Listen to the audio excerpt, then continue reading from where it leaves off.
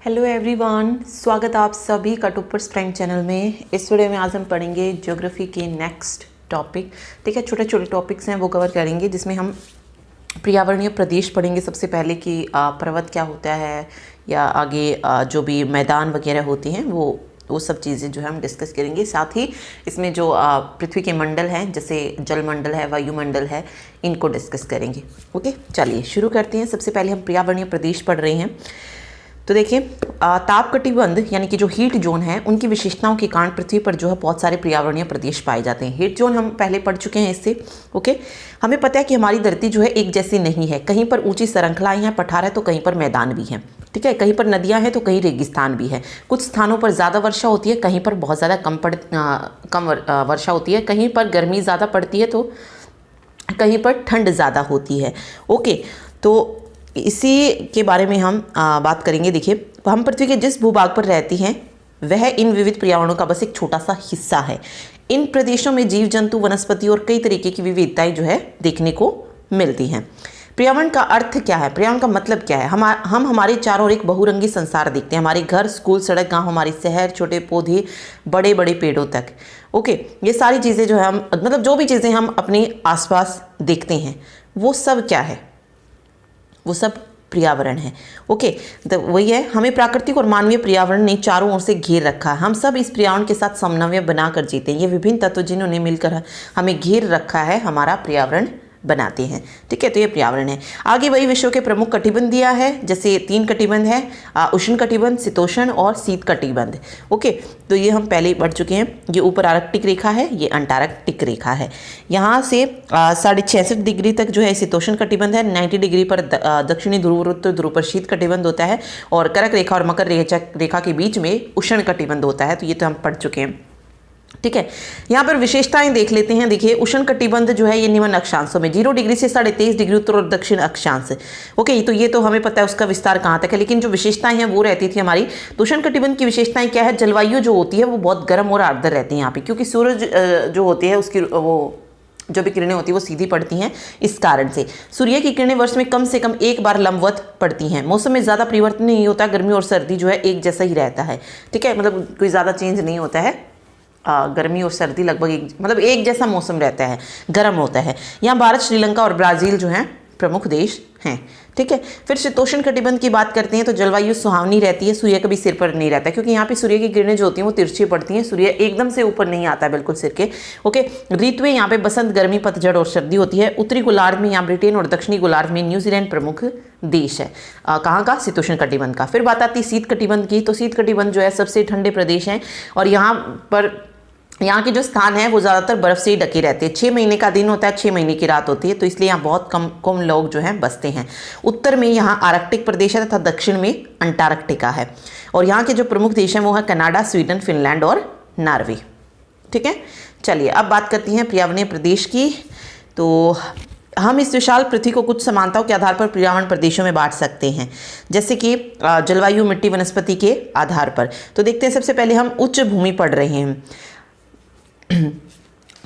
उच्च भूमि पे की अगर हम बात करें तो उच्च भूमि में आती है ऊंची चोटियां और गहरी खाइयां। यहाँ पर जो चोटियां हैं वातावरण ज़्यादा गर्म नहीं होता है। ओके, जब हम ज़्यादा ऊंचाई पे जाएंगे तो हम क्या देख सकते हैं? वहाँ पर बर्फ़ भी देख सकते हैं।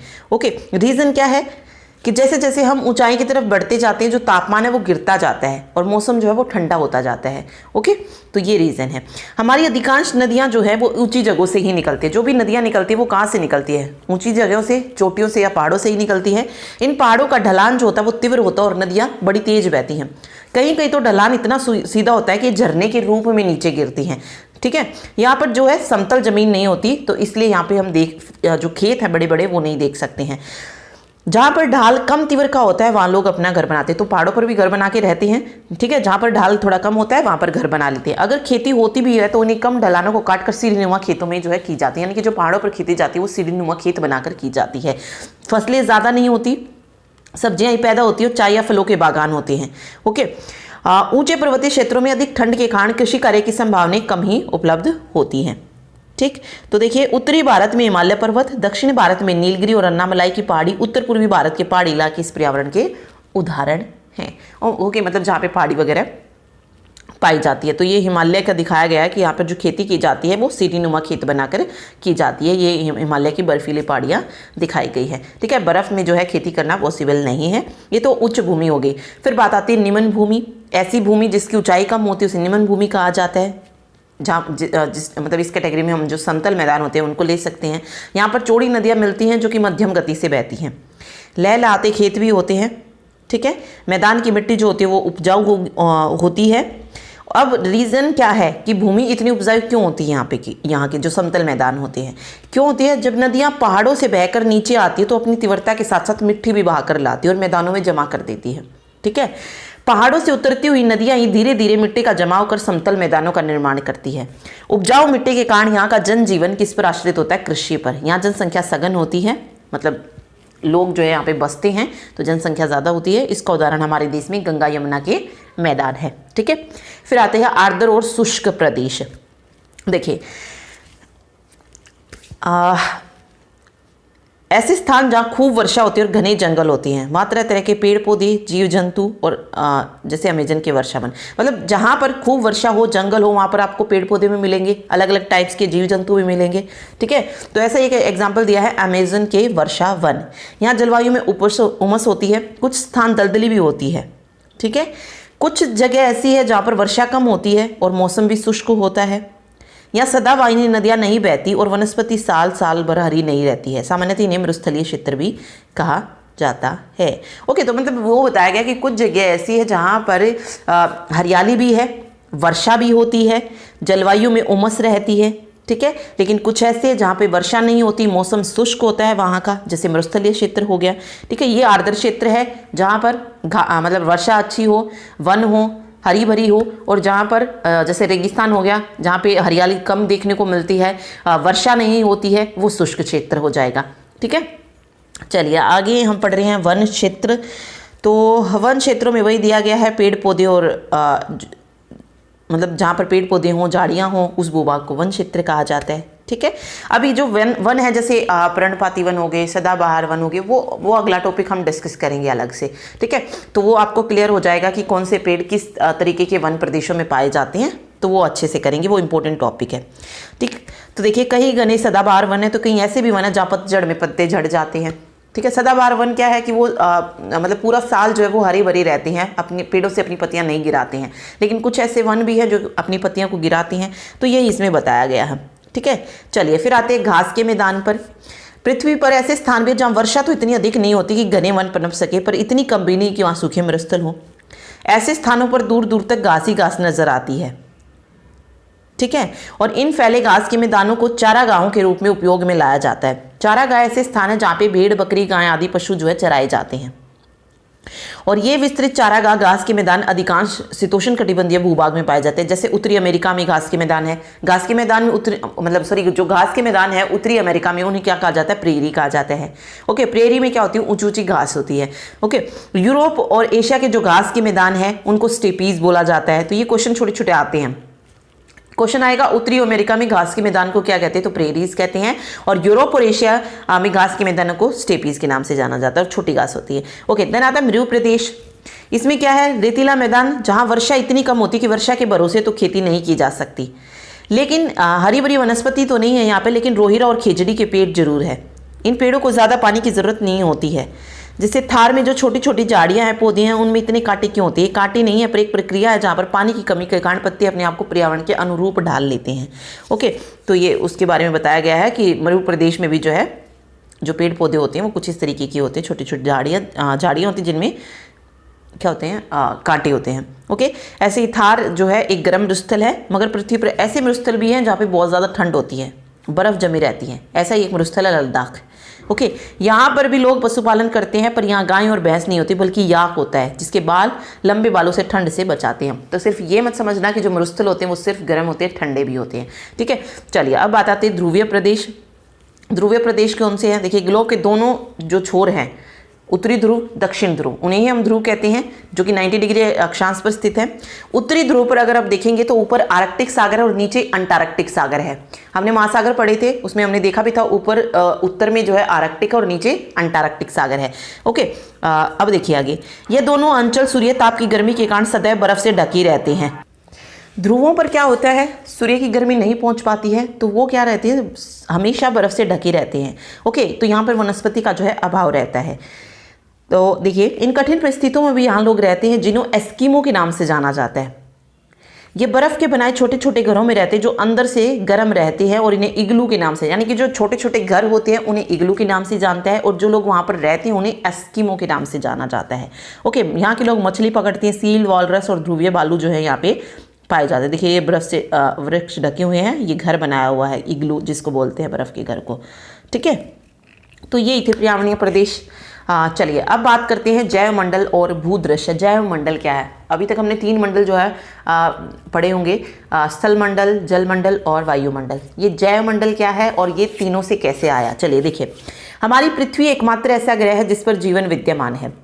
ठीक है, सौरमंडल के जो अन्य ग्रह हैं उन पर जो है वो तत्व मौजूद नहीं है जो कि पृथ्वी पर है, जो जीवन के लिए आवश्यक है। जीवन के लिए आवश्यक क्या है? हवा, ऑक्सीजन जरूरी है, पानी और स्थल। ठीक है, क्योंकि ये चीज़ें होंगी तभी आप वहाँ रह सकते हैं। अब अगर ऑक्सीजन ही नहीं होगी तो वहाँ पर जीवन जीना मुश्किल है। पानी नहीं होगा तो पानी के बगैर कैसे रहेंगे? और सबसे मेन चीज़ स्थल होना बहुत ज़रूरी है। ठीक है, तभी जो है वहाँ पे पॉसिबिलिटी है, रहा जाएगा। ठीक, आगे देखिए, सौरमंडल के अन्य ग्रहों की तरह जीवन की शुरुआत से पहले पृथ्वी भी क्या थी? एक चट्टानी पिंड थी जिस पर जल और गैसें विद्यमान थे। मतलब जैसे और ग्रह हैं उन्हीं की तरह थी, एक चट्टान की तरह ही थी जिस पर जल और गैसें तो विद्यमान थी। ठीक है, इस प्रकार पृथ्वी पर केवल 3 मंडल थे, स्थल मंडल, जल मंडल और वायुमंडल। ये 3 मंडल थे जो कि निर्जीव अवस्था में थे। ऐसा माना जाता है कि करोड़ों वर्ष पहले पृथ्वी पर जो पहला जीव हुआ था वो पानी में विकसित हुआ था। अब देखिए, ये इंपॉर्टेंट क्वेश्चन है, पूछा जा सकता है पृथ्वी पर पहला जीव कहाँ पर विकसित हुआ? तो माना जाता है कि जो पहला जीव विकसित हुआ वो पानी में विकसित हुआ था। ठीक है, उसके बाद धीरे धीरे अनेक जीवों का विकास हुआ। जो पृथ्वी पहले निर्जीव थी उस पर असंख्य जीव दिखाई देने लगे, और इस प्रकार भूमंडल पर वर्तमान में दिखाई देने वाले जैव मंडल का विकास करोड़ों वर्षों में हुआ। ओके, तो देखिए, पृथ्वी का वह समस्त भाग जहां पर जीवन विद्यमान है वह जैव मंडल कहलाता है। जैव मंडल किससे बना? वायुमंडल, जल मंडल और स्थल मंडल, यहां से। ठीक है, अब इस जैव मंडल में सूक्ष्म से सूक्ष्म बैक्टीरिया से लेकर विशालकाय जीव शामिल हैं। इसके साथ साथ विस्तृत और विविध वनस्पति, जीव जंतु, मनुष्य इस जैव मंडल के हिस्से हैं। जो पृथ्वी की ठोस सतह होती है, ये वाली जो यहाँ पे दिखाई गई है, उसको हम स्थल मंडल बोलते हैं। जहाँ पर जल होता है उसको जल मंडल बोलते हैं, और जहाँ पर गैस होती है वहाँ पर उसको हम क्या बोलते हैं? वायुमंडल। ठीक है, जहाँ पर गैसें पाई जाती हैं वो वायुमंडल हो जाएगा। और जब ये तीनों मंडल एक दूसरे के संपर्क में आते हैं तो क्या बन जाता है? जैव मंडल बन जाता है। ठीक है, चलिए आगे। अब बात आती है कि पारितंत्र क्या है। अब हमने अपने चारों तरफ बहुत सी चीज़ें ऐसे देखी होंगी जो कि निर्जीव हैं, ऐसी भी चीज़ें देखी होंगी जो सजीव हैं। तो देखिए, जल, मिट्टी, पत्थर आदि सभी क्या हैं? निर्जीव, यानी कि अजैव हैं। इन्हीं निर्जीव चीज़ों के बीच पृथ्वी पर अनेक जीव पनप रहे हैं जिन्हें जैविक कहा जाता है, यानी कि सजीव कहा जाता है। इन्हीं जैविक और अजैविक चीज़ों ने हमें क्या कर रखा? चारों ओर से घेर रखा है, और यही हमारे पर्यावरण के अंश हैं। अब सभी जीव आपस में एक दूसरे को प्रभावित करते हैं, इसके साथ साथ अपने पर्यावरण से प्रभावित होते हैं और उसे प्रभावित भी करते हैं। इस प्रकार जीवों और पर्यावरण के आपसी संबंधों की जटिल व्यवस्था बन जाती है। इस जैविक और अजैविक पर्यावरण के पारस्परिक अंतर संबंध को क्या बोला जाता है? पारितंत्र कहते हैं। तो पारितंत्र में दोनों घटक आते हैं, जैविक भी और अजैविक घटक भी। ठीक है, अब यह आकार में एक छोटे तालाब या अमेजन के विशाल वर्षा के रूप वन में भी हो सकते हैं। मतलब पारितंत्र का मतलब क्या बता रहा है कि वो छोटे तालाब के रूप में भी हो सकते हैं, विशाल वर्षा वन के रूप में नहीं। ओके, यही नहीं, हमारी यह धरती भी क्या है? एक विशाल पारितंत्र है। आप पाएंगे कि पृथ्वी पर न केवल एक जीव दूसरे जीव से जुड़ा है बल्कि वह उसके पर्यावरण में मौजूद निर्जीव वस्तुओं से भी जुड़ा है। ओके, तो जैविक और अजैविक घटक दोनों से मिलकर बना है पारितंत्र। ठीक है, चलिए अब पढ़ते हैं पृथ्वी के प्रमुख स्थल रूप। तो सबसे पहले हम स्थल मंडल के बारे में पढ़ रहे हैं कि पृथ्वी पर जो जो स्थल रूप हैं वो कौन कौन से हैं। देखिए, बहुत सारी स्थलाकृतियां जो है पृथ्वी पर पाई जाती है, जैसे पर्वत, पठार, मैदान, नदी बेसिन, समुद्र तटीय मैदान और द्वीप। सबसे पहले पर्वत कौन से होते हैं? ऐसे स्थान जो प्राकृतिक रूप से आसपास के स्थानों से 600 मीटर से अधिक ऊंचे व सैकड़ों किलोमीटर लंबे होते हैं, उन्हें पर्वत कहा जाता है। ये नीचे से चौड़े होते हैं और ऊपर जाकर क्या बन जाते हैं? संकरे और नुकीले हो जाते हैं। जो ऊपर का नुकीला भाग होता है उसको क्या कहते हैं? पर्वत की चोटी कहा जाता है। ठीक है, और पर्वत की सबसे जो ऊंची चोटी है वो कौन सी है? पृथ्वी की सतह की सबसे ऊंची चोटी, तो वो है माउंट एवरेस्ट। और कहां पर स्थित है ये? पर्वत श्रृंखला हिमालय में स्थित है। इसकी ऊंचाई पूछी जाती है तो 8,848 मीटर इसकी ऊंचाई है। अब पर्वत श्रृंखला क्या होती है? जब पर्वत एक ही रेखा में क्रम में होते हैं तो उसको पर्वत श्रृंखला बोल दिया जाता है। ओके, और ये श्रृंखला जो है सैकड़ों किलोमीटर तक फैली होती है। माउंट एवरेस्ट से भी ऊंची पर्वत चोटी जो है पृथ्वी पर मौजूद है। फर्क इतना है कि वह समुद्र की तली पर स्थित है। ठीक है, मतलब उससे भी ऊंची चोटी है, लेकिन वो ऑब्वियस पानी में डूबी हुई है तो उसको हम जो है नहीं बोल सकते हैं। ठीक है, तो ये है समुद्र के नीचे भी पर्वत है। तो कौन सी है वो? प्रशांत महासागर में मोनोकी पर्वत। ये समुद्र की तली से 10,205 मीटर ऊंचा है, लेकिन इसका अधिकांश भाग जो है वो किस में डूबा हुआ है? समुद्र में डूबा हुआ है। ठीक है, चलिए अब देखिए, पर्वतों की खासियत यह है कि इनकी जलवायु आसपास के क्षेत्रों से ठंडी होती है। ठीक है, क्योंकि ऊंचाई के साथ साथ जो तापमान है वो गिरता रहता है। मीन्स जैसे जैसे हम ऊपर जाएंगे ठंड जो है वो बढ़ती जाएगी। ठीक है, तापमान जो है वो कम होता जाएगा। देखिए, पर्वत जो होते हैं वो वर्षा को भी प्रभावित करते हैं, क्योंकि ऊंचे ऊंचे जो पर्वत होते हैं उन्हीं से बादल टकरा कर क्या करते हैं? वर्षा करते हैं। ठीक है, पर्वतों के जिस तरफ बादल वर्षा करते हैं उसे पवनमुखी भाग कहते हैं। यानी कि पर्वत हैं जहां पर जिसके उसकी तरफ अगर वर्षा करेंगे तो पवनमुखी हो जाएगी, और अगर उसके दूसरी तरफ के भाग की ओर करेंगे तो उसे पवन विमुखी भाग कहा जाता है। अब यहाँ पे दिखाया गया है पवनों की दिशा ये है, तो यहाँ पर अगर बारिश होती है तो उसको पवनमुखी ढाल बोलेंगे, और विपरीत दिशा में जब होगी तो उसे पवन विमुखी ढाल जो है बोला जाएगा। ठीक है, यहाँ वर्षा कम ही होती है, इसलिए इसे वृष्टि छाया प्रदेश भी जो है कहा जाता है, जहाँ पर वर्षा जो है कम होती है पवन विमुखी ढाल की तरफ। ठीक है, चलिए देखिए, पर्वतीय क्षेत्रों में ढाल तेज होने के कारण कृषि भूमि कम ही उपलब्ध होती है। तीव्र ढालों पर लोग भी कम ही रहते हैं। यहाँ पर रहने वाले अधिकांश लोग जो हैं वो पशुपालन करते हैं। जैसे हिमालय में गद्दी, बकरवाल, भोटिया जनजातियां रहती हैं जो कि वहाँ मौसमी प्रवास करती है। ठीक है, ये लोग जो हैं गर्मियों में अपने पशुओं के साथ ऊंचे चारागाहों में चले जाते हैं। जब ठंड बढ़ जाती है तो घाटियों की तरफ आ जाते हैं। तो ये पर्वतीय क्षेत्रों के बारे में बताया गया है। फिर बात आती है पठार की। पठार क्या होते हैं? कम ढाल वाले ऐसे ऊंचे चौड़े भूभाग जो ऊपर से तो समतल होते हैं, क्या कहलाते हैं? पठार कहलाते हैं। और इनका उपयोग जो है चारागाहों के रूप में किया जाता है। ठीक है, कहीं कहीं जहाँ संभव हो वहाँ निचले पठारों पर कृषि भी की जाती है। भारत में दक्कन का पठार और छोटा नागपुर का पठार इसके अच्छे उदाहरण हैं। पठार सैकड़ों मीटर से हजारों मीटर तक ऊंचे हो सकते हैं। पठारों में खनिज के भंडार अधिक होते हैं, जैसे कि लोहा और कोयला आदि। ठीक है, मैदान की बात करें तो समतल भूभाग को मैदान कहा जाता है, और औसत समुद्र तल से इसकी ऊंचाई कितनी होती है? 300 मीटर से कम होती है। और पृथ्वी के कुल स्थलीय भाग की सतह के लगभग आधे भाग पर क्या पाए जाते हैं? मैदान ही पाए जाते हैं। और ये मैदान जो होते हैं नदियों द्वारा पोषित होते हैं, और नदियों द्वारा बहाकर लाई गई मृदा के जमने से ही इन मैदानों का निर्माण हुआ है, और इसी कारण उपजाऊ हैं, जो हम पहले ही पढ़ चुके पर्यावरणीय प्रदेशों में कि क्यों जो है वो उपजाऊ होते हैं। ठीक है, चलिए आगे देखिए, यहाँ पर जो है जनसंख्या ज़्यादा होती है, सड़क रेल मार्ग ये बना सकते हैं, तो ये सब चीज़ें जो हैं। फिर आता है नदी बेसिन। देखिए, धरातल पर प्राकृतिक रूप से एक धारा के रूप में बहने वाले जल को क्या कहा जाता है? नदी कहा जाता है, जो कि हमेशा ढाल के अनुसार ऊपर से नीचे की ओर बहती है। ठीक है, सामान्यतः नदियों की जो उत्पत्ति है, मतलब जो उनका उद्गम स्थल है, वो पहाड़ी क्षेत्रों से होता है, जहाँ से ये मैदानों में आती है, और अंत में जाकर ये किसी सागर या झील में मिल जाती हैं। ओके, कुछ नदियां ऐसी है जो कि ऊंचे पर्वतों से निकलती हैं और वर्ष भर जो है बहती है, और कुछ ऐसी भी हैं जो मौसम के अकॉर्डिंग बहती हैं। ठीक है, इन नदियों को जल न केवल वर्षा से मिलता है बल्कि पर्वतों पर जमी बर्फ के पिघलने से भी जो है इन नदियों में जल बहता है। इसी कारण ये नदियां जो है वर्ष भर बहती हैं। इन्हें सदावाहिनी या नित्यवाहिनी नदियां भी कहा जाता है, यानी कि जो पूरे साल बहती हैं उन्हें सदावाहिनी या नित्यवाहिनी नदियां भी जो है कहा जाता है। जैसे गंगा और यमुना, ये हमेशा बहती हैं। कुछ नदियां ऐसी हैं जो केवल वर्षा ऋतु में ही बहती हैं, और इन्हें मौसमी नदियां जो है कहा जाता है। ठीक है, तो यहाँ देखिए पर्वत से निकलती है, ये नदी का उद्गम स्थान है। सहायक नदियाँ क्या होती है? जब कोई और छोटी नदी जो है उसमें बड़ी नदी में आकर मिल जाती है, उसको सहायक नदी बोलते हैं। नदी संगम क्या है? जहाँ पर वो दो नदियाँ मिलती हैं वो नदी संगम हो जाएगा। ठीक है, उसके बाद मुख्य नदी क्या है? क्योंकि इसमें जो सहायक नदी ऐड हुई है वो ऑब्वियस है, वो उस मुख्य नदी से अगर छोटी नदी है तो जो नाम होता है वो उसी के अकॉर्डिंग चलता है, मतलब बड़ी नदी का ही नाम जो है चलता है। उसके बाद तटबंध दिखाया गया है, इसमें डेल्टा है, सागर में आके वो मिल जाती है। गोखुर झील जो कट के अलग से झील बन जाती है, गोखुर झील हो गया। ठीक है, तो ये सारी चीज़ें जो है इसमें याद रखनी है आपको कि क्या होती हैं। चलिए, जिस प्रकार पेड़ में एक तना और उसकी कई शाखाएं होती है जो तने से जुड़ी होती है, ठीक उसी तरीके नदी की भी कई शाखाएं होती है जो आसपास के क्षेत्रों से आकर मुख्य नदी में मिल जाती है, जिन्हें सहायक नदियां कहा जाता है।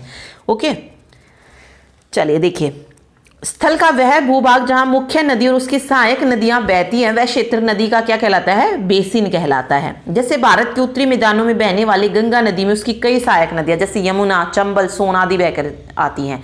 वह समस्त स्थान जहां से गंगा में पानी बहकर आता है क्या कहलाता है? गंगा बेसिन कहलाता है। ठीक, चलिए अब बात करते हैं समुद्र और तटीय मैदान। समुद्र में बहुत सारा जल है, लेकिन जल कैसा है? खारा है। कई छोटे छोटे सागरों से मिलकर महासागरों का निर्माण होता है जो कि बहुत विशाल होते हैं। 4 महासागर हैं, प्रशांत, अटलांटिक, हिंद और आर्कटिक। इन सागरों और महासागरों में जीवन का एक अथाह संसार है। इनमें अनगिनत जीव जो हैं पाए जाते हैं। जल के नीचे महासागरों में धरातल की भांति कई स्थल रूप पाए जाते हैं, जैसे पर्वत, पठार, मैदान, खाइयां आदि। ठीक है, ये मतलब महासागरों में भी जो है ये चीज़ें पाई जाती हैं जो हम ऊपर जमीन पर देखते हैं, पर्वत, पठार स्थल पर जो चीज़ें पाई जाती है वो। ठीक है, आगे देखिए, सदियों से ही मानव इन सागरों का उपयोग परिवहन के सस्ते साधन के रूप में करता आ रहा है। यदि 2 स्थान समुद्र से एक दूसरे से जुड़े हुए तो नावों तथा बड़े जहाजों की सहायता से बिना किसी सड़क या रेलमार्ग का निर्माण के सामान को आसानी से पहुंचाया जा सकता है। समुद्रों के किनारों पर स्थित जो स्थल होता है उसको क्या कहते हैं? तट कहा जाता है। इन तटों पर लोग जो है मनोरंजन के लिए आते हैं, मछली पालन भी करते हैं। द्वीप क्या है? एक ऐसा स्थलीय भाग जो कि चारों तरफ से जल से घिरा हो। ठीक है, ये महाद्वीपों से छोटा होता है तथा नदी, तालाब, समुद्र या जहाज महासागर में कहीं भी हो सकता है, जैसे अंडमान और निकोबार द्वीप समूह, लक्षद्वीप।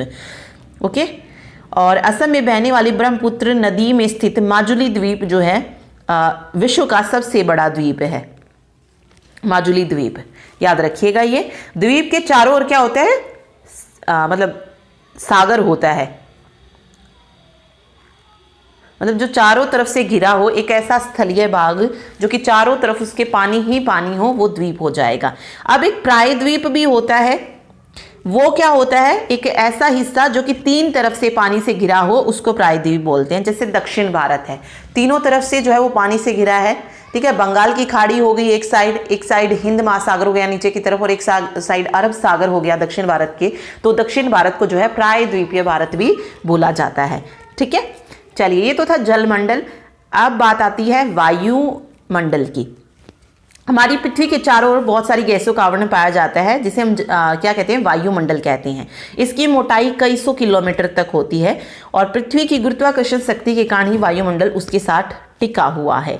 अब वायुमंडल बना कैसे है? वायुमंडल में जो है बहुत सारी गैसें हैं, जलवाष्प और धूल कणों से मिलकर जो है बना है। जो प्रमुख गैसें हैं वायुमंडल की वो नाइट्रोजन, ऑक्सीजन, ऑर्गन और कार्बन डाइऑक्साइड है। इसके अलावा वायुमंडल में हीलियम भी है, ओजोन भी है, हाइड्रोजन भी है, नियोन भी है, जिनोन भी है, क्रिप्टॉन भी और मिथेन गैसें भी हैं। ओके, जीव कौन सी वायु को छोड़ते हैं? कार्बन डाइऑक्साइड को छोड़ते हैं। और उस कार्बन डाइऑक्साइड का यूज कौन करता है? पेड़ पौधे करते हैं अपना भोजन बनाने के लिए, जिससे वायुमंडल में संतुलन बना रहता है। लेकिन वर्तमान समय में अगर बात करें हम, तो वायुमंडल में कार्बन डाइऑक्साइड की मात्रा धीरे धीरे बढ़ रही है। रीजन है जैविक ईंधनों के उपयोग के कारण। ओके, और यही कार्बन डाइऑक्साइड जो है ग्लोबल वार्मिंग का कारण बनती है। तो ये क्वेश्चन पूछा भी जाता है, ग्लोबल वार्मिंग के लिए सबसे रिस्पॉन्सिबल गैस कौन सी है? सबसे ज़्यादा रिस्पॉन्सिबल कौन सी है? तो वो क्या है? Carbon dioxide. ठीक है, देखिए सर्वाधिक वाली गैसें नाइट्रोजन और ऑक्सीजन है, जो समस्त गैसों का लगभग 99% है। वही नाइट्रोजन जो है 78% और ऑक्सीजन 21 या 20.95%। ठीक है, तो लगभग 90% जो है नाइट्रोजन और ऑक्सीजन है। बाकी ऑर्गन 0.93%, कार्बन डाइऑक्साइड 0.03% और अन्य गैसें हैं 0.01%। तो ये याद रखिए, पहले नंबर पर नाइट्रोजन, फिर ऑक्सीजन, फिर ऑर्गन, फिर कार्बन डाइऑक्साइड एंड अन्य गैसें। ठीक है, चलिए इसके अलावा वायुमंडल में गैस तो होती है, जलवाष्प भी होती है। जलवाष्प क्या होता है? जो गैसीय जल होता है जो ऊपर जाता है वाष्प के रूप में, उसको जलवाष्प बोला जाता है। और ये सिर्फ क्षोभमंडल में ही पाई जाती है। इसे आर्द्रता भी कहा जाता है। धरातल पर से ऊंचाई बढ़ने पर इसकी मात्रा जो है लगातार कम होती जाती है। ठीक है, और जलवाष्प के कारण ही जो है वर्षा होती है। ठीक है, उसके बाद है वायुमंडल का तीसरा महत्वपूर्ण जो तत्व है वो है धूलकण, जो वायुमंडल में इधर उधर उड़ते रहते हैं। इन धूलकणों द्वारा प्रकाश के प्रकीर्णन के कारण ही हमें आकाश का रंग नीला दिखाई देता है। क्वेश्चन आता है प्रकाश का रंग नीला क्यों दिखाई देता है? तो आकाश का रंग प्रकाश के प्रकीर्णन के कारण। ठीक है। सूर्योदय व सूर्यास्त के समय लालिमा भी धूलकणों के कारण ही दिखाई देती है। ओके, चलिए वायुमंडल की संरचना में अगर हम बात करें तो वायुमंडल को अलग अलग उनमें बांटा गया है। देखिए सबसे पहले शोभ मंडल है। यह वायुमंडल की सबसे निचली और महत्वपूर्ण परत है। शोभ मंडल, जितनी भी मौसमी घटनाएं होती है, वर्षा को आंधी तूफानी, वे सब इसी परत में घटित होती हैं और इस परत की औसत ऊंचाई लगभग 13 किलोमीटर है। तो कहीं कहीं मतलब अलग अलग जगह पे आपको अलग अलग देखने को मिलेगी, तो ये आप लगभग 12-13 जो है याद रखिए। ठीक है, ज़्यादातर जगह आपको जैसे 12 मिलेगी, कहीं कहीं पे 10 भी है, तो 10, 12, 13 इतना जो है आप याद रखिए। ठीक है, ऑक्सीजन का अधिकांश भाग जो है इसी परत में पाया जाता है, जो वनस्पति सहित सभी जीवों की श्वसन क्रिया के लिए उपयोगी है। इसकी ऊपरी सीमा को शोभ सीमा कहा जाता है, जहाँ किसी भी प्रकार की मौसमी घटना घटित नहीं होती है, इसलिए इसे शांत मंडल भी जो है कहा जाता है। ठीक है, तो ये क्वेश्चन आता है कि मौसमी जो घटनाएं हैं वो कहाँ पर घटित होती हैं, तो शोभ मंडल में जो है घटित होती हैं। एक इसकी ऊंचाई पूछी जाती है कि ऊंचाई कितनी है, तो लगभग 12 या 13 किलोमीटर जो है इसकी ऊंचाई होती है। ठीक है, चलिए आगे देखिए। आगे बात करते हैं समताप मंडल की, तो 50 किलोमीटर तक का जो है ये एरिया कवर करती है, 12 से 50 या 13 से 50। ठीक है, इसमें मौसमी घटनाएं घटित नहीं होती, इसलिए वायुयान जो है इसी परत में उड़ते हैं। वायुयान जो है इसी परत में उड़ते हैं, तो आप कह सकते हैं कि जो यहाँ की परिस्थितियाँ होती हैं वो हवाई जहाज उड़ाने के लिए सही होती हैं। इसके अलावा समताप मंडल में एक और क्वेश्चन आता है, ओजोन गैस की परत कहाँ पर पाई जाती है, तो ये भी समताप मंडल में पाई जाती है। ठीक है, इसलिए वायुयान इसी परत में उड़ते हैं। ओजोन गैस समताप मंडल में ही पाई जाती है, जो सूर्य से आने वाली पराबैंगनी जो किरणें हैं, यूवी रेज जो है, उनका अवशोषण कर धरातल तक नहीं आने देती है। ठीक, ओके, उसके बाद है समताप की जो ऊपरी सीमा है उसको समताप सीमा कहा जाता है। फिर है मध्य मंडल। मध्य मंडल की जो ऊंचाई है वो लगभग 80 किलोमीटर तक है और अंतरिक्ष आने वाले उल्कापिंड जो है इस परत में जल जाते हैं। ठीक है, मतलब अंतरिक्ष से जैसे ही वो प्रवेश करते हैं इस मंडल में, वो सब जो है जल जाते हैं। इसकी ऊपरी सीमा को मध्य सीमा कहा जाता है। फिर आता है आयन मंडल। यह 80 से 400 किलोमीटर, या इसको आप बाह्य मंडल भी बोल सकते हैं, एक बहिर्मंडल आएगा, उससे पहले ये आयन मंडल है। इसमें देखिए वायुमंडल की चौथी परत को आयन मंडल कहते हैं और संचार की दृष्टि से यह परत सर्वाधिक महत्वपूर्ण है। पृथ्वी से प्रसारित होने वाली रेडियो संचार तरंगे इसी परत से परावर्तित होकर पुनः पृथ्वी पर लौटती है। तो ये क्वेश्चन आता है, रेडियो तरंगे जो होती हैं वो किस परत से परावर्तित होकर दोबारा पृथ्वी पर लौटती हैं, तो आयन मंडल से। फिर एक बहिर्मंडल है जो कि सबसे ऊपरी परत है। इसमें जो है जो हल्की गैसें होती है, जैसे हीलियम हो गया, हाइड्रोजन हो गया, ये जो है वहाँ पर अंतरिक्ष में तैरती रहती हैं। ठीक है, चलिए अब बात आती है मौसम और जलवायु की। तो मौसम क्या होता है? मौसम जो है वायुमंडल की प्रत्येक घंटे या दिन प्रतिदिन की स्थिति को कहा जाता है, मतलब एक दिन में क्या स्थिति रही है उसको बोलते हैं मौसम। ठीक है, वायुमंडल के मुख्य तत्व तापमान, वर्षा, वायु दाब, आर्द्रता, पवनी आदि है। वायुमंडल के सभी तत्व हमारे जीवन को क्या बहुत प्रभावित करते हैं। इनके बिना जीव जंतु और पेड़ पौधों के जीवन की कल्पना नहीं की जा सकती। आगे जो है तापमान दिया गया है। तापमान का अर्थ होता है कि वायु कितनी गर्म है। ठीक है, यह ये कह ली कि वायु में मौजूद ताप कितनी है, शीतलता कितनी है, इसके परिमाण को हम क्या बोलते हैं, तापमान जो है कहते हैं। तो तीन चीज़ें इसमें याद रखनी है आपको, मौसम, जलवायु और तापमान।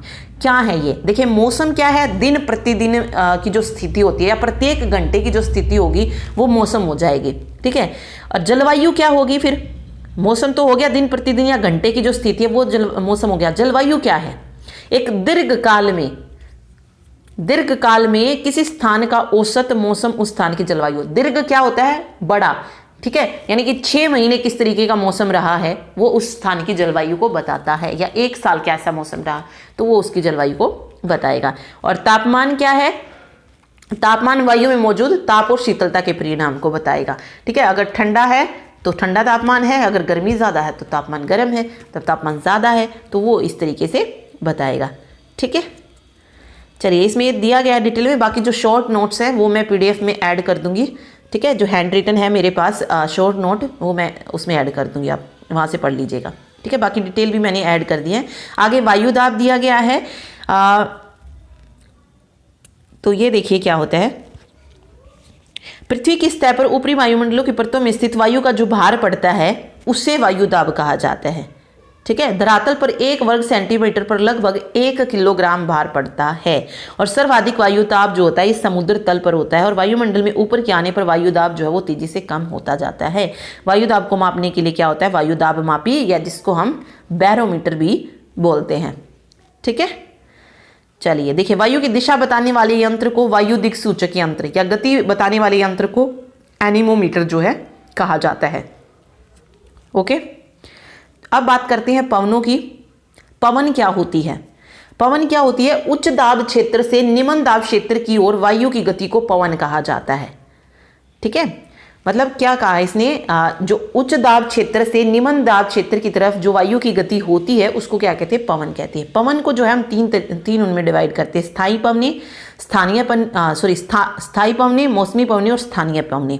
देखते हैं, देखिए 3 प्रकार की होती हैं पवने। सबसे पहले हम स्थायी पवने पढ़ रही हैं। ये 3 प्रकार की होती है, ये भी व्यापारिक, पछुआ और पूर्वी ध्रुवीय पवने। ठीक है, ये वर्ष भर लगातार एक ही निश्चित दिशा में चलती हैं। इन्हें स्थायी पवने जो है कहा जाता है। वायुदाब की पेटी और स्थायी पवनों के रेखा चित्र में इनकी दिशा एवं क्षेत्र को दिखाया जा सकता है। देखिए, स्थायी पवने जो हैं वो एक ही उसमें चलती हैं। देखिए, व्यापारिक पवने यहाँ पे अगर आप देखेंगे ये दिखाई गई हैं, फिर पछुआ पवनी है और ये ध्रुवीय पवनी है। 3 तरीके की पवनी होती हैं, तो वो उसको बताया गया है। 3 तरीके की स्थायी पवने होती हैं। ठीक है, बस इतना याद रखिए, जो पवनें लगातार निश्चित दिशा में ही चलती हैं वो स्थायी पवनें होती हैं। एक मौसमी पवनें या सामयिक पवनें क्या होती हैं? जो पवनें विभिन्न ऋतुओं में अपनी दिशा बदल लेती हैं उन्हें मौसमी पवनें बोला जाता है। जैसे कि भारत में मानसूनी पवनें हो गई। ठीक है, देखिए ये पवनें विभिन्न ऋतु मौसम में अपनी दिशा बदलती है। उदाहरण के लिए भारत में मानसूनी पवनें जो ऋतुओं के अनुसार अपनी दिशा बदल लेती है। तटीय प्रदेशों में रात्रि में चलने वाली स्थल समीर तथा दिन में चलने वाली समुद्री समीर जो है इसके अच्छे उदाहरण हैं। तो ये जल समीर बताया गया है, जो स्थल से समुद्र की ओर चली रही है गर्म हवा, और जो समीर से स्थल की ओर यानी जो समुद्र से स्थल की ओर चल रही है वो ठंडी हवाएं हैं। ठीक है, ये जल समीर है। यहाँ पे स्थल समीर बताया गया है, जो ठंडी से गर्म की ओर तरफ, गर्म से इधर स्थल से जल से स्थल की ओर। ठीक है, चलिए आगे। स्थानीय पवने। स्थानीय पवने होती है जो किसी एक छोटे क्षेत्र में दिन के किसी विशेष समय में चलती हैं, जैसे स्थल और समुद्री समीर हो गया। ठीक है, ये पवने किसी छोटे क्षेत्र में वर्ष या दिन के किसी विशेष समय में चलती है, जैसे राजस्थान में गर्मी की ऋतु में चलने वाली गर्म पवन जिसे लू कहा जाता है। चिनूक, फोहन और मिस्ट्रल आदि विश्व में अन्य स्थानीय पवने हैं। ठीक है, चलिए आगे है आर्द्रता। यदि किसी कारणवश जब जल भाप में बदलकर वायुमंडल में मिल जाता है तो वायुमंडल में मौजूद इस भाप रूपी जल को आर्द्रता कहा जाता है। इस वायुमंडल में नमी या जलवाष्प भी कहते हैं। ओके, देखिए आर्द्रता क्या होती है? जब जल जो है पृथ्वी हो या विभिन्न जलाशयों से वाष्पित होता है तो क्या बन जाता है? वो जलवाष्प बन जाता है। ठीक है, और वायु में किसी भी समय जो जलवाष्प की मात्रा होती है उसको क्या कहा जाता है? आर्द्रता कहा जाता है। ठीक है, क्या बोलेंगे उसको? आर्द्रता बोलेंगे। ठीक, और पृथ्वी पर जो जल के रूप में वर्षण होता है उसी को क्या कहा जाता है? वर्षा। और रीजन क्या है वर्षा का? ये जलवाष्प। ठीक है, इसी कारण जो है वर्षा होती है। देखिए, वर्षा एक ऐसा माध्यम है जो प्रतिवर्ष समुद्रों के खारे जल को मीठे जल में बदलकर हम तक पहुंचाती है। पृथ्वी पर जल का बूंदों के रूप में गिरना वर्षा कहलाता है। अधिकतर भूमिगत जल भी वर्षा से ही प्राप्त होता है। तो वर्षा बहुत महत्वपूर्ण है। ठीक है, तो इसमें चक्रवातीय वर्षा, संवहनी वर्षा, पर्वतीय वर्षा ये जो है दिखाई गई हैं। ठीक है, इसमें देखिए सबसे पहले चक्र, ये कौन सी वर्षा है? संवहनी वर्षा। इसमें जो वायु होती है वो गर्म होती है। सूर्य की किरणों से धरातल गर्म होता है और गर्म हवा जो है ऊपर उठती है। हवा ठंडी होने पर संघनन के द्वारा क्या बनती है? बादल बनते हैं, और पवनों के साथ बादल अपना स्थान बदलते हैं और वर्षा होती है। यानी कि इसमें क्या होती है? जो संवहनीय वर्षा है इसमें वायु कैसी होती है? गर्म होती है। ठीक है, यानी कि जो धरातल होता है वो गर्म होता है, उसके बाद जो गर्म हवा होती है वो ऊपर उठती है। ठीक। अब ऊपर उठती जाएगी तो वो ठंडी होती जाएगी, तापमान जो है गिरता जाएगा, तो फिर संघनन के द्वारा क्या बन जाते हैं, बादल, और पवनों के साथ बादल अपना स्थान बदलती हैं और जिससे वर्षा होती है। ठीक है। फिर पर्वतीय वर्षा है, यहाँ की जो जलवायु होती है वो आर्द्र होती है, और चक्रवाती वर्षा कब होती है, वायु कैसी होती है, ठंडी और गर्म दोनों तरीके की। ठीक है, देखिए ये इसमें यही जो है बताया गया है।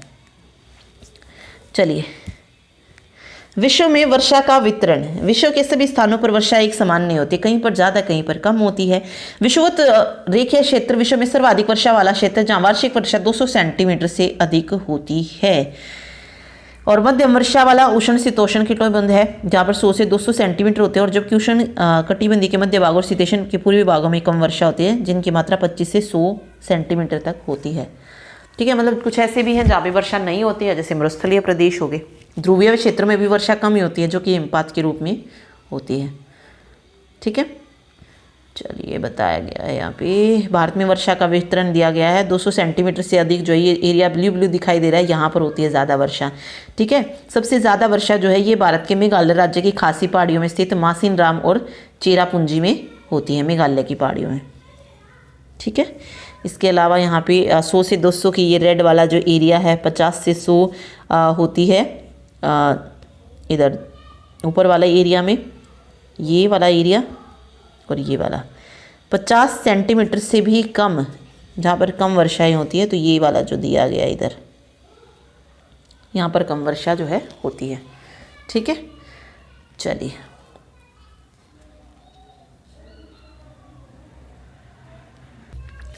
फिर है समुद्र और जंगलों का जलवायु पर क्या प्रभाव पड़ता है।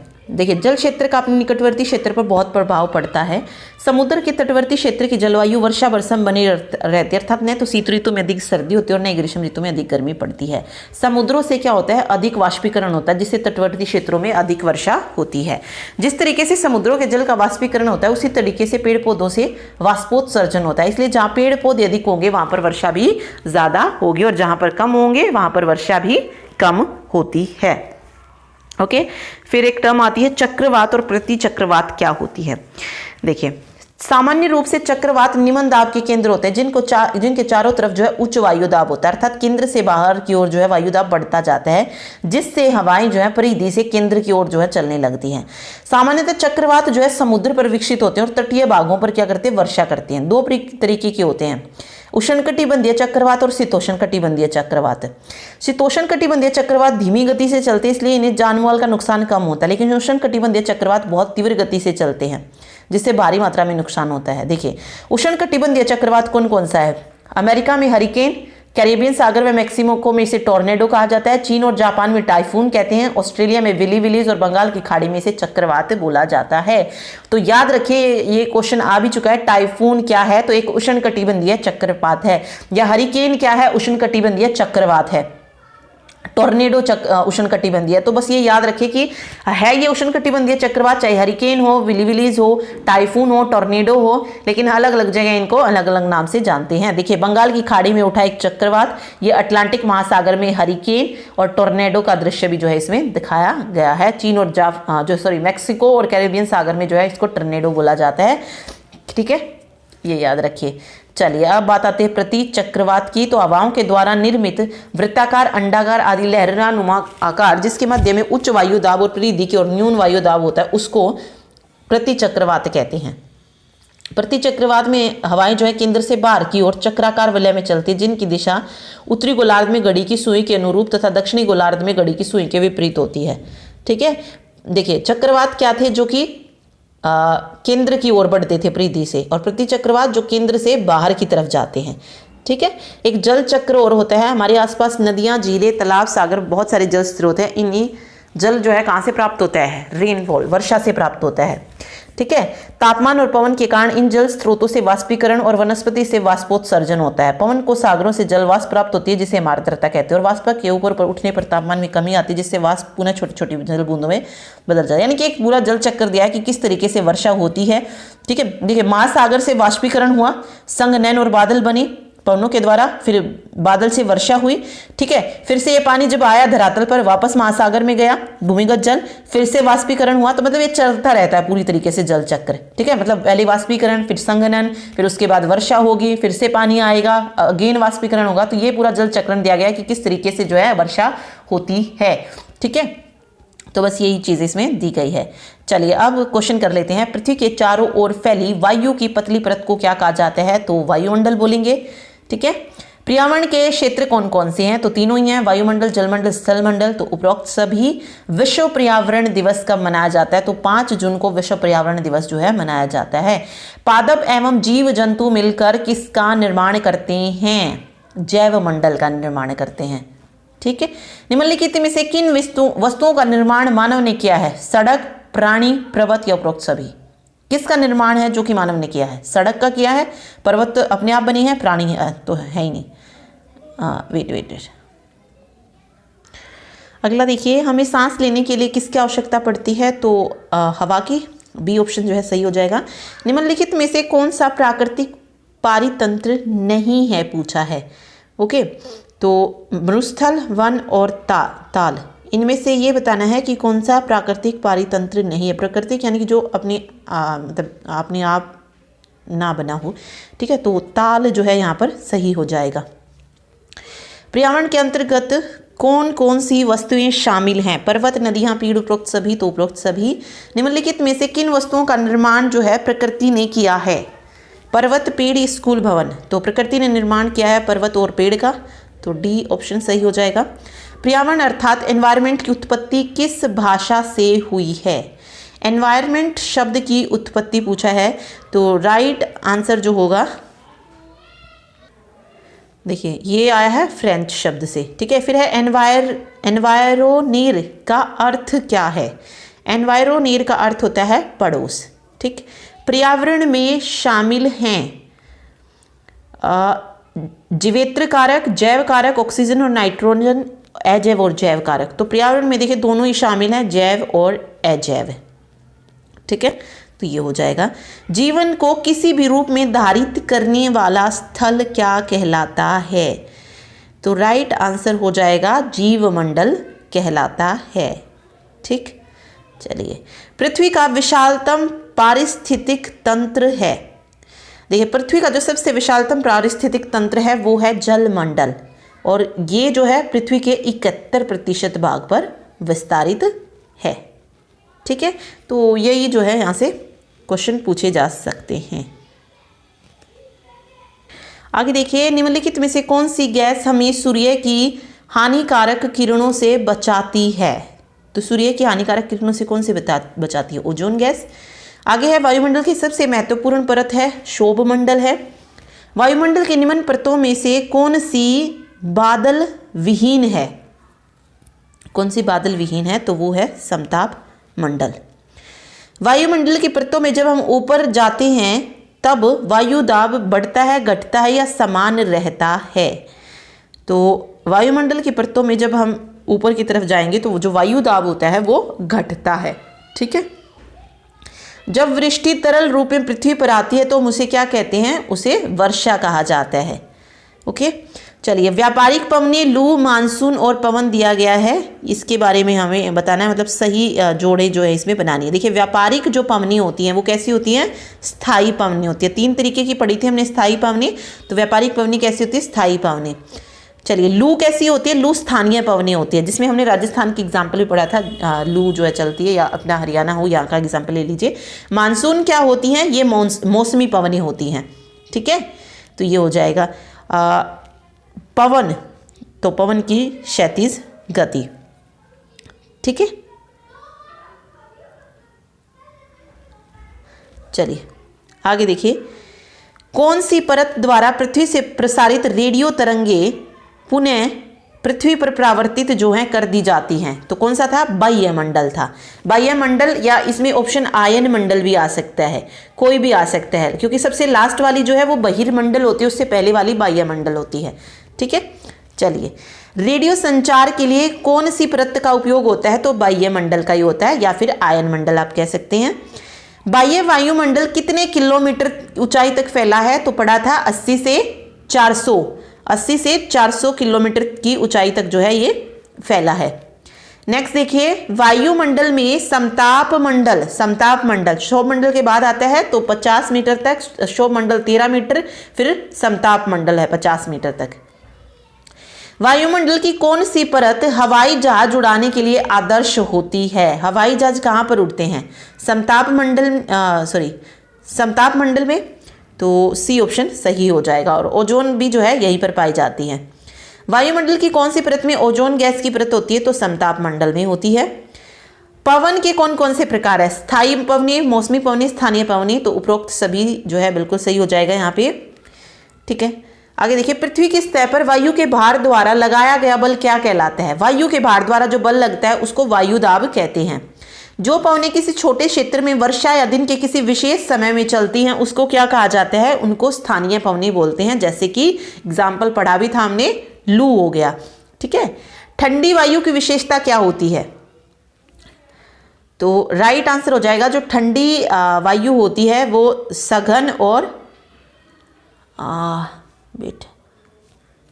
सघन और भारी, तो ए और बी जो है दोनों सही हो जाएगा। हमारा वायुमंडल कितनी परतों में विभाजित है? तो 5 परतें हैं, क्षोभ मंडल, समताप मंडल, मध्य मंडल, वायुमंडल और बहिर्मंडल। वायुमंडल की विभिन्न परतें कौन कौन सी हैं? तो तीनों ही हैं ये। ठीक है, इसमें बहिर्मंडल, वायुमंडल ये दोनों ही हैं। पृथ्वी की सतह से सबसे पहली परत कौन सी है? पृथ्वी की सतह से, तो क्षोभ मंडल हो जाएगी। वायुमंडल की सबसे महत्वपूर्ण परत कौन सी है? वायुमंडल की, तो राइट आंसर हो जाएगा, वायुमंडल की सबसे महत्वपूर्ण परत है क्षोभ मंडल। पृथ्वी के चारों ओर घनी चादर को क्या कहा जाता है? तो इसे बोलेंगे वायुमंडल। ठीक है, सभी जीवित प्राणी किस पर निर्भर हैं? तो वायुमंडल पर निर्भर हैं। वायुमंडल का कार्य करना क्या है? वायु प्रदान करना, हानिकारक किरणों से बचाना, दोनों या इनमें से कोई नहीं? तो दोनों। मनुष्य और पशु कौन सी गैस को बाहर कर देते हैं? मतलब कौन सी गैस बाहर निकालते हैं? तो कार्बन डाइऑक्साइड सही हो जाएगा। वायु प्रदूषण किस कारण होता है? किस कारण होता है? धुएं से, मोटर गाड़ी, कारखाने, सभी से होता है, तो उपरोक्त सभी होगा। तापमान किस यंत्र से मापा जाता है? तापमान को मापने के लिए कौन सा जो है यंत्र होता है, ये पूछा है, तो राइट आंसर हो जाएगा तापमापी। ठीक है, उच्च दाब क्षेत्र से निम्न दाब क्षेत्र की और वायु की गति को क्या कहा जाता है? ओके, तो इसको पवन कहा जाता है। ठीक है, अंतरिक्ष से प्रवेश करने वाले उल्का पिंड किस परत में आने पर जल जाते हैं? तो अंतरिक्ष से प्रवेश करने वाले, तो राइट आंसर हो जाएगा मध्यमंडल में, सी ऑप्शन। ठीक है, सूर्य से आने वाली वह ऊर्जा जिसे पृथ्वी रोक लेती है क्या कहलाती है? ओके, जिसे पृथ्वी रोक लेती है उसको आपतन बोला जाता है। जो सूर्य से मिलती है ऊर्जा और जिसे पृथ्वी रोक लेती है उसको आपतन या आतपन, एक मिनट वेट, ओके सॉरी, आतपन बोलते हैं उसको, आपतन नहीं, आतपन। आतपन की मात्रा भूमध्य रेखा से ध्रुवों की ओर घटती है, बढ़ती है, अपरिवर्तित रहती है, तो घटती है। ठीक है, भूमध्य रेखा से ध्रुवों की ओर घटती जाती है, तो फर्स्ट ऑप्शन यहाँ पे सही हो जाएगा। वायुमंडल की तीसरी परत कौन सी है? पहली क्षोभ है, दूसरी समताप है, तीसरी मध्यमंडल है, चौथी वायुमंडल है और पांचवी बहिर्मंडल है। हरे पौधे कौन सी गैस को वायुमंडल में वापस कर देते हैं? कौन सी गैस देते हैं हरे पौधे? ऑक्सीजन।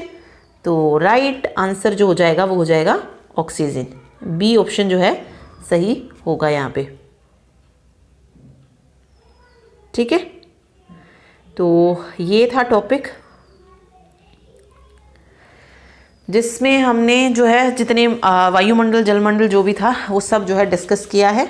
आगे हम जो है पृथ्वी के बारे में पढ़ेंगे, उसकी संरचना किस तरीके से हुई है, ज्वालामुखी क्या होता है, उसके अलावा भूकंप क्या है, वो सब जो है डिस्कस करेंगे और जो भी क्वेश्चन पूछे गए होंगे वो देखेंगे। Thank you so much.